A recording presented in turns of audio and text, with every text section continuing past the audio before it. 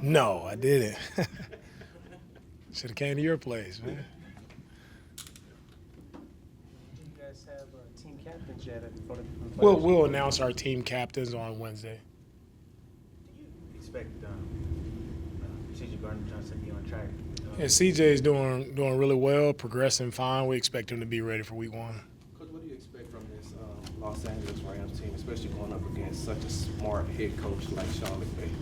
Yeah, I have the utmost respect for Sean and what he's been able to accomplish at his time there in LA. The team is always prepared, always ready to go, no matter what year it is, who's available for him. Like, he's had turnover, but he's continued to have success. He's a Super Bowl winning head coach, played in multiple NFC championship games, so we know they're going to be ready to go. One thing about Sean, his group, they're going to be very detailed. They're going to play hard. So it's going to be a 4-quarter battle, and we're excited to go against these guys. Went against him a lot, and it's always been a tough challenge. He does a really good job with the motions, timing things up properly, putting defenses in conflict by all the motions and the snap points. So he does a really great job, really smart coach, really prepared. So looking forward to the challenge. You have some really good edge rushers here in Will and Danielle, but they also have some pretty good edge rushers. What have you seen from Jared Verse on film? Yeah, this game, I think ultimately it as right now as I continue to go through it in my mind, I think it really hinges upon both offensive lines blocking 2 really talented defensive lines. The Rams have one of the best young defensive lines in the NFL, Verse, Fisk, Turner, Young. It was a young group, and those guys they get after it. They play relentless. They're tough. They're going to be a really, really good group to challenge our offensive line, and the same for their offensive line versus our defensive line. We have a really good group up front, one of the strengths of our team, and we have to, it's going to be a challenge to see how that shapes up, but both offensive lines are going to have to play well, and whoever wins that battle, I think, will ultimately decide the game. You mentioned going up against Coach McVay quite a bit, obviously, when you were in San Francisco. He was here for a joint practice. Now Nick is your OC. What do you do with all that information you don't normally would have against an NFC opponent? Nothing. It's all fresh. It's all new. That's the cool part about game planning and prepping. Like, for me, you have past history, but for me, I don't harp on that too much, and I don't get too bogged down on that. It's really the focus on what our guys do well, allowing them to go play fast. You can get bogged down on all the extra stuff, the window dressing, but you just got to let guys go play fast, especially first game. There are a ton of wrinkles.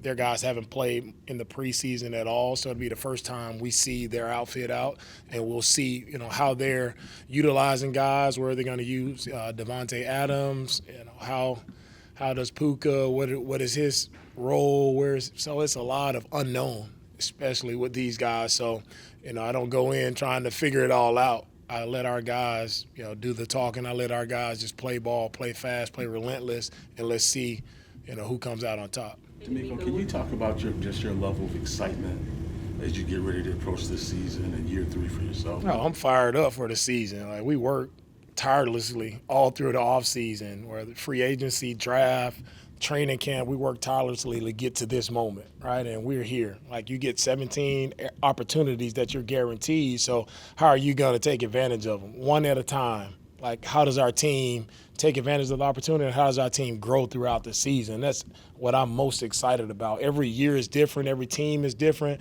I'm excited to see what the 2025 Texans, how we look, how we show up on Sundays.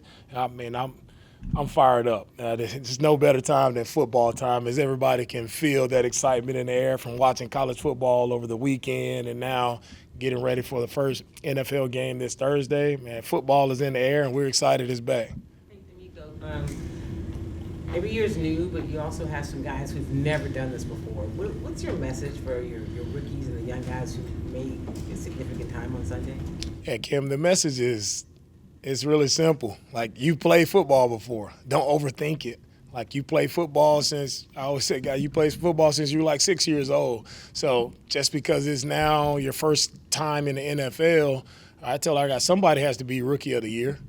Somebody has to go out and play well as a rookie. Someone will. Why is it not you? So get rid of all the rookie jitters, all the most like go play ball, go do what you've been trained to do your entire life, and that's have fun playing football. You do that, block out all distractions, do what you've been taught to do, you'll go out and play well. What do you remember about when you first were a coordinator, when you went from position coach to a coordinator, and how can you help Nick Caley calling his best? Kaylee is ready to go. Kaylee's been through a ton of situations all through training camp, all through OTAs. We've been through a lot of different situations. All right, he's called a ton of plays throughout the offseason, throughout training camp, in the preseason games. He has reps on task, so he's ready to go. DeMeco, how has CJ being able to call Texans at the line of scrimmage maybe changed things for the offense, or maybe made them, particularly CJ too? We'll have some different variations to our offense, whether that's the mechanics at the line of scrimmage, checking plays, changing protections, whatever that looks like, whatever it entails, like we'll be ready to go. CJ's done a great job with the protection scheme of getting guys in the right place, adjusting when he needs to adjust. Just a matter of him being able to see it the right way, see it the same as the offensive line is seeing. And as long as we have 11 guys on the same page, like ball snap, let's go play. Obviously, you wanted to make changes on the offensive side of the ball in the offseason. You did so. What did you see in the preseason now that it's behind us that says you like what you see and it's progressing to give you confidence? What I've liked about our offense is I really like just how detailed our guys are. Our guys they're on it when it comes from a schematic standpoint. There are not a ton of missed assignments. Guys are playing fast. Guys are playing together. And that's the main thing that I want to see, guys playing together. No hesitation, playing fast. Our brand of football is play fast, play relentless, it's swarm. And that's what I want to see from the offensive side of the ball. We've seen that from the defensive side, special teams. Now the offense just play that way, and think K-Lee gives us the best. He's given us the best chance to play that way. From the Rams. Getting into in Greenbrier, I will say that the one thing that he loves about you being his head coach is that you're constantly challenging not only him but the rest of the team. What is the challenge headed into 2025 for the team? The challenge for us is to be as best as you can possibly be. It's each individual. Like, how are you showing up on game day? Are you locked in on your assignments? Are you dominating your one-on-one? Are you dominating that daily process outside of the building when we're not doing ball? Are you taking care of all the little things the right way? And we'll see how that collectively comes together on game day. But I just challenge everybody to continue to grow, continue to get better, and continue to push yourself, strain mentally and physically to be your best. I feel like this is such a privilege, it's such a blessing to get the opportunity to play in the NFL. It's a dream for so many guys. So when you are here, you're in the building, you're on a team, how are you taking advantage of that dream? I think about all the guys who I played with in middle school, high school, who didn't get the opportunity to be where we are. So how would those guys – how would they respond if they were in your shoes? They would die for this opportunity to play in the NFL, right? So we're here. How do we take advantage of it? How do we maximize it? And how do we just represent for the city of Houston, right, to make our fans proud of what we're doing? From a blocking standpoint with the Rams personnel, especially Jared Burris and Braden Fisk, what are some of the challenges of their defense with those guys in mind? Yeah, their defense it starts up front with their defensive line. Those guys play relentless. I scouted all those guys, really like the mindset that they bring to the football field. They're all relentless, and they're going to bring it every snap. There's no let up with their defensive line. They play tough. They play physical. So we're gonna have our work cut out for us up front, but we're ready for that challenge. You mentioned the dream. Obviously, the dream for Damon was to make the 53. Didn't make it, but to give him that phone call to make the practice squad is a big step for him. What was that phone call like, and just this moment, if he was able to kind of share the emotions of being in the league? Yeah, Damon is very thankful for his opportunity, right, to be in the league and to get that taken away from you, right? I'm happy to be in a position to give a guy like Damon, right, who has had some mistakes in life, as we've all had mistakes in life.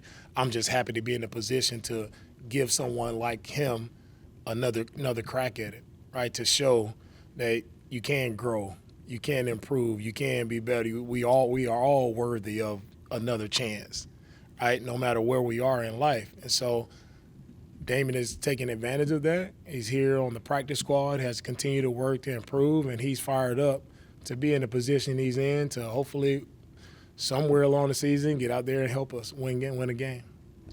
All right, thank you guys. Thanks, Coach.